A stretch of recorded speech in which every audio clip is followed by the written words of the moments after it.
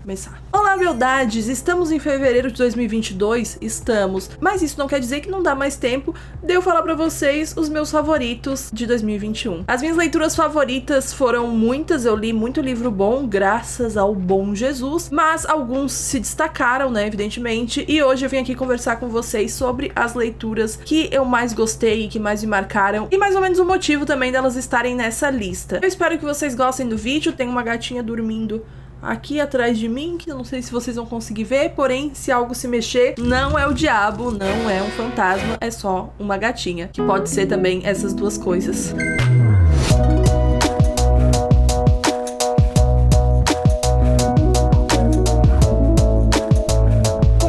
Essa lista com o livro que eu favoritei logo no início do ano, que é ninguém mais, ninguém menos do que o famoso Uma Vida Pequena. Esse é um livro que eu li no Kindle, então eu não passei ainda todas as minhas marcações do Kindle para o livro, até porque são muitas, e basicamente vai ter vídeo sobre esse livro. Eu já falei muitas vezes que vai ter vídeo sobre esse livro porque vocês perguntam constantemente, mas eu tenho um negócio que é basicamente um princípio meu mesmo. Eu não consigo fazer um vídeo se eu não estou preparada para tal. Eu não estou, pelo menos eu não estava até agora preparada para falar de Uma Vida Pequena, porque foi um livro que mexeu muito comigo em vários aspectos. Então, eu sei que muita gente quer esse vídeo e eu sei que, vamos dizer assim, daria view, mas não é por conta disso que eu vou gravar, simplesmente se eu não estou confortável de fazer isso. Espero que vocês entendam, mas de qualquer forma, com certeza Uma Vida Pequena está entre os favoritos de 2021. Esse aqui é um livro que vai falar sobre a infância desses 4 amigos, tanto as infâncias corridas até a faculdade e também a vida adulta. Especificamente sobre um deles a gente vai se aprofundar um pouco mais na história. A narrativa é extremamente densa e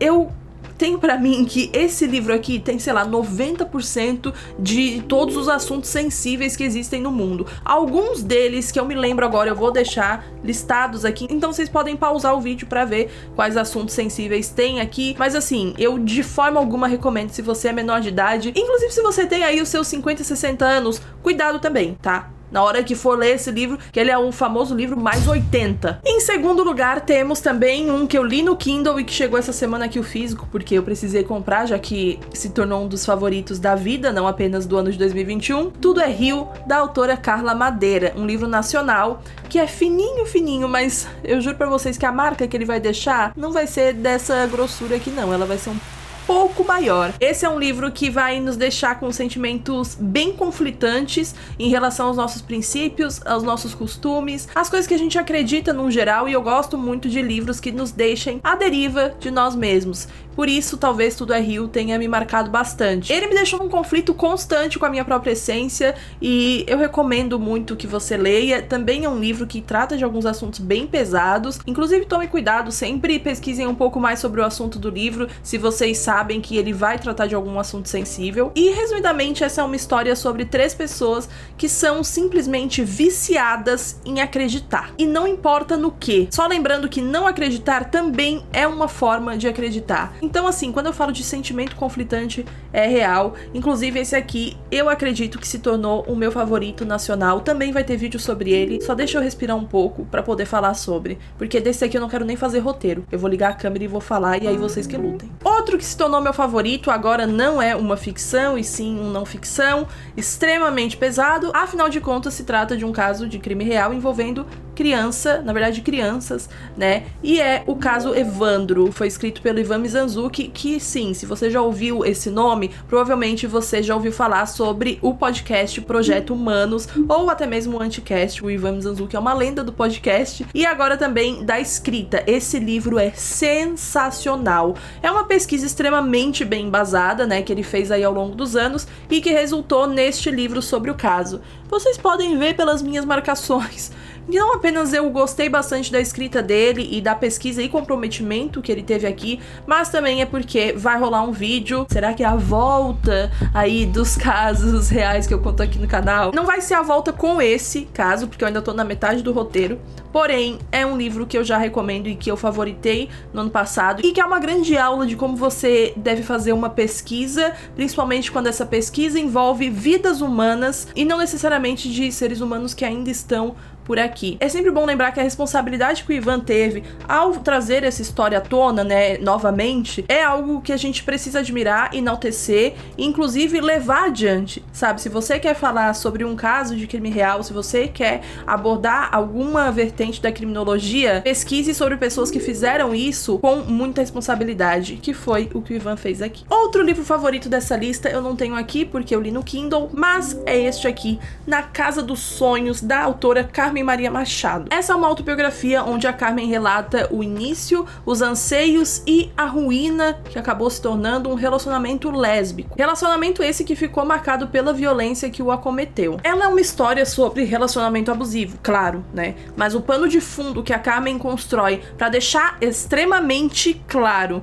que essa é uma experiência pessoal e não necessariamente vai acontecer com o leitor é realmente impressionante. Ao mencionar um casal lésbico e a vivência dela, ela deixa claro e se compromete a falar que o que ela viveu não necessariamente vai definir outras vivências de casais queer por aí, principalmente por conta de já termos infinitas histórias marginalizando esse tipo de relacionamento. Mas o ponto dela, mesmo fazendo essa distinção, é simplesmente dizer ao leitor que não existe uma faceta para um relacionamento abusivo e nem para violência doméstica. A violência doméstica não tem distinção depois de ocorrida. Ela pode, óbvio, acontecer em qualquer relacionamento. E pelo texto extremamente metafórico e ao mesmo tempo pessoal da Carmen, o leitor sabe disso. Ele sabe disso desde o primeiro momento, desde a primeira linha. Só que eu gosto de evidenciar também para as pessoas não acharem que por ela estar relatando, né, um relacionamento dela que aconteceu de uma forma extremamente trágica em alguns momentos,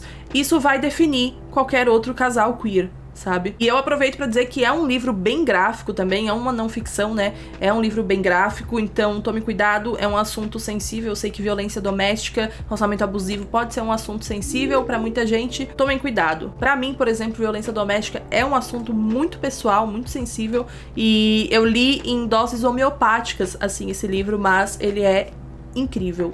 Extremamente bem escrito, eu recomendo. Citando agora uma ficção novamente, eu vou para O Impulso, da Ashley Aldrin. Esse daqui é um thriller, na verdade é um thriller psicológico até, né, um suspense em volta da maternidade compulsória. Ele aborda, evidentemente, a maternidade real e é muito bem construído, e dá pra ler em um dia, o que eu acho pessoalmente maravilhoso quando se trata de um thriller, porque a gente fica tão instigado, sabe, a gente não consegue parar de ler. Eu li ele em live, tive muitas opiniões sobre ele, que eu fui comentando até com o pessoal da live, porém ele se tornou um dos meus favoritos de 2021, eu recomendo pra vocês. Outro que se tornou meu favorito e eu li ano passado, porém li no Kindle, também em live, e que inclusive chorei, sei lá, com uma frase no final, é o Flores para Algernon. Essa é uma ficção científica narrada pelos escritos e pelos pensamentos do nosso protagonista, que é um homem que se submete a uma cirurgia que promete ajudá-lo em relação à sua dificuldade intelectual. Então essa cirurgia, no caso, faria ele ter uma nova visão de mundo, o que não necessariamente é algo positivo, porém ele estava muito ansioso para que isso acontecesse.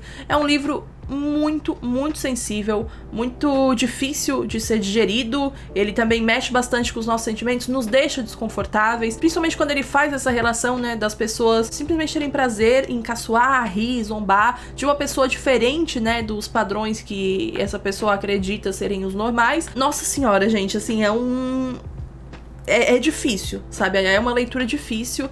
Eu dei acho que 4,5 estrelas quando eu terminei de ler, e vivo repensando sobre essa nota, se daria 5 estrelas ou não, mas eu fiquei nas 4,5 estrelas.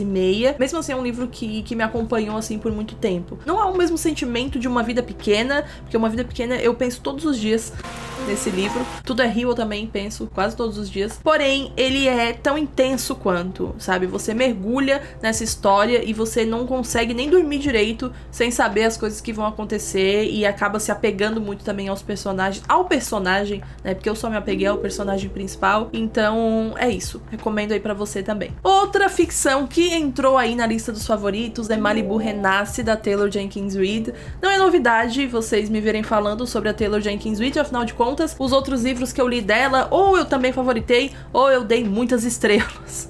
Mas Malibu Renasce tem um cantinho especial no meu coração. Gostei muito da narração, achei incrível toda a construção de história e toda a pesquisa que eu sei que a Taylor Jenkins Reid fez pra fazer uma construção tão gráfica sobre os anos 90 hollywoodianos e até mesmo ali de Malibu. Eu já falei sobre ele, né? Tem um vídeo aqui no canal, então se você quiser saber mais a fundo sobre a história, recomendo que assista ao meu vídeo. Outra ficção que eu amei também e eu precisei escolher um só, porque se eu fosse escolher todos que eu favoritei do Clube da Rainha, seriam muitos aqui pra essa lista. Eu separei uma lista com 13 livros, né, que é o meu jeitinho, e eu escolhi Convite para um Homicídio, da Agatha Christie. Eu fiquei muito em dúvida entre ele e Uma Porção de Centeio, que eu amei, chorei lendo Uma Porção de Centeio, vai ter vídeo aqui no canal em breve, mas o Convite para o Homicídio é simplesmente o tipo de história que eu tava precisando ler e eu li no momento certo, sabe? Eu não vou dar um grande panorama porque, afinal de contas, eu vou fazer vídeo ainda sobre ele, mas o que vocês precisam saber é que, basicamente, ele é uma típica história da Agatha Christie. Temos uma cidadezinha onde todo mundo conhece todo mundo, nada de tão relevante assim acontece, até o dia que simplesmente o jornal, que é lido pela cidade inteira, né, afinal de contas é uma cidade pequenininha, ele anuncia um assassinato que vai acontecer em tal hora, em tal local. Literalmente um convite para um homicídio. E eu fiquei pensando, galera, o que tá rolando? Errei tudo que eu teorizei. Parabéns. Outro livro que eu li e que é um não ficção também e que tá no meu Kindle, por isso eu não tenho ele físico, é o Cartas a um Jovem Poeta, do autor Rainer Maria Rilke. Provavelmente não é assim que se pronuncia, mas estou pronunciando da mesma forma que eu leio, né, literalmente. Esse é um livro cujo título é bem autoexplicativo. São literalmente cartas a um jovem poeta, então são, acho que 10 ou 15 cartas que esse autor escreve pra um cara que era basicamente um fã dele, sabe? Que escreveu uma vez pra ele pedindo alguns conselhos e tal. Então ele escreve ao longo dos anos e meio que vai se tornando seu mentor, vamos dizer assim. Ele vai dando várias dicas a respeito da escrita, da poesia também, né? Afinal de contas, ele era um poeta que era conhecido na época. Inclusive, eu só fui atrás desse livro porque ele é citado no outro livro que, inclusive, vai aparecer aqui nos favoritos também. Só que eu fiquei muito curiosa, né? No momento que esse livro foi citado, eu pensei, nossa, eu vou anotar aqui pra depois procurar. E ainda bem que eu fiz isso. Ainda bem que essa curiosidade existiu, porque Cartas a um Jovem Poeta é um livro que me fez refletir muito. É muito bom. Ele é super curtinho e, se eu não me engano, tá no Kindle Unlimited também. E assim, eu não tava esperando o que eu li, definitivamente não tava esperando, porque o Rainer, né, que manda as cartas pro jovem poeta, ele é extremamente metafórico na escrita dele, mas ao mesmo tempo é muito bonito e é muito subjetivo e a gente consegue relacionar com vários momentos e várias coisas, né, várias situações da nossa vida, ao mesmo tempo que algumas coisas podem ser relacionadas apenas à escrita, mas a maioria dos conselhos não são só sobre a escrita, e sim sobre a vida, sobre os acontecimentos acerca da nossa vida, né, ao longo da nossa vida também. Enfim, é incrível, eu meio que não tava esperando o que eu li e se tornou um dos meus favoritos do ano passado. E o livro que eu tinha visto, né, que citou Cartas a um Jovem Poeta, é O Pequena Coreografia do Adeus, da Aline Bay. Eu sei que vocês vão reconhecer esse nome, é a mesma autora de O Peso do Pássaro Morto. Ano passado ela lançou Pequena Coreografia do Adeus, e eu recebi, inclusive, ele autografado, chique demais. Se tornou também um dos meus favoritos, né? Afinal de contas, ele tá aqui no vídeo. E ele é outro romance em versos, escrito pela autora. Dessa vez, ela vai abordar o abandono parental. Obviamente, ela aborda esse tema com muita responsabilidade e, principalmente, todas as consequências desse abandono ao longo dos anos, ao longo da vida. Não necessariamente só da pessoa que a gente tem aqui em questão, mas das pessoas mesmo. É outro prato cheio pra gente ficar refletindo e pensando muito sobre a nossa vida e as relações interpessoais, mesmo que algumas relações nem existam mais. Enfim, é um livro incrível. Eu não posso com essa frase, que é nas repetições é que se instalam os afetos cotidianos. Ele é, eu não sei, gente, é tão simples, mas é muito bonito. Enfim, a Aline Bay é incrível, eu gostei muito desse livro e recomendo a vocês. Outro thriller de ficção e que eu surtei muito no ano passado e provavelmente foi o meu thriller favorito do ano passado é Onde Está Daisy Mason, da Cara Hunter. Eu tenho um vídeo sobre ele aqui e particularmente eu gosto muito desse vídeo. Eu espero que você assista ele. E assim, a história é sobre aonde está Daisy Mason, essa garotinha de 8 anos. Mas não só isso. Ele não fala sobre criminologia, mas a criminologia está presente em alguns momentos do livro, principalmente quando aparecem tweets de pessoas comentando sobre uma investigação que ainda tá rolando, sobre um mistério que tá ali em volta da cidade, etc. Gente, é incrível. Eu amei esse livro, quero ler tudo que a Cara Hunter escreve, inclusive o novo dela tá sendo lançado aqui, pela trama também, e eu já estou ansiosa pra ler,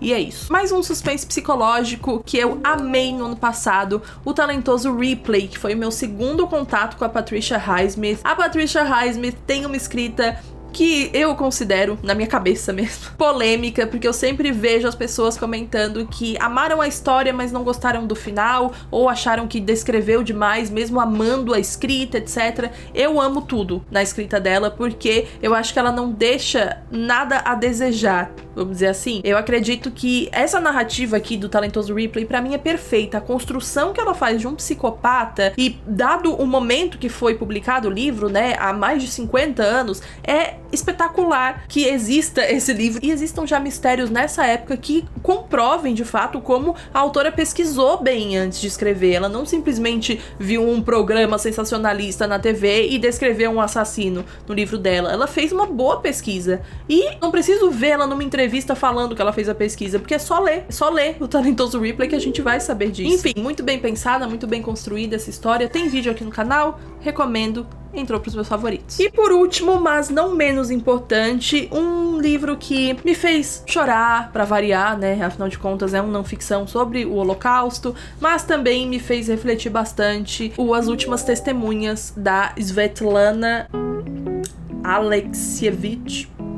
Ela é a mesma autora de Vozes de Chernobyl e esse livro, inclusive, apareceu aqui nos meus melhores do ano de 2016, eu acho. E agora, o outro que eu li dela, que é o As Últimas Testemunhas, aparece no ano que eu li também. 2021 eu li ele mais ou menos ali no meio do ano, eu acho. Tem várias marcações, inclusive eu li em live. Foi, assim, uma experiência surreal. Principalmente porque ele já me pega desde o título, né? As Últimas Testemunhas e aí o subtítulo Crianças na Segunda Guerra Mundial. Porque é um assunto que eu sempre falo com o meu irmão, até nunca falei isso, acho, na internet em si, mas eu sempre falo com meu irmão que daqui a pouco não vão mais existir, né, sobreviventes da Segunda Guerra. Afinal de contas, o pessoal que era criança lá na Segunda Guerra, na época, já tá ficando mais velho, sabe? Então, o que a gente vai saber sobre? A gente não vai ouvi-los falando mais, sabe, dessas histórias, não vai mais ler, etc. Mas a gente vai ter os seus legados. E tem tanto livro ainda que eu nunca li sobre a Segunda Guerra, tanto relato,